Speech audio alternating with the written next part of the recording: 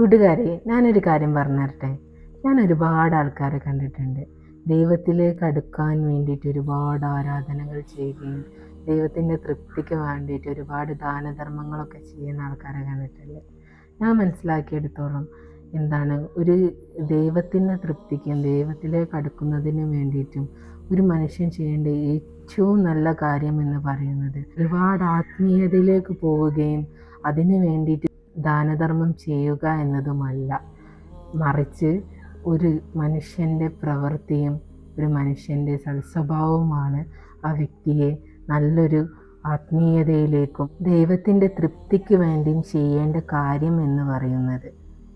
ഈ പ്രവൃത്തികളും ഈ സൽസ്വഭാവം, മറ്റുള്ളവരോടുള്ള പെരുമാറ്റം എന്നൊക്കെ പറയുന്നത് പക്ഷേ നോക്കുകയാണെങ്കിൽ ഒരു ആരാധന തന്നെയല്ലേ. എന്നെ സംബന്ധിച്ചിടത്തോളം ഏറ്റവും വലിയ ആരാധന എന്ന് പറയുന്നത് നമ്മുടെ പ്രവൃത്തിയും നമ്മുടെ സൽസ്വഭാവം തന്നെയാണ്.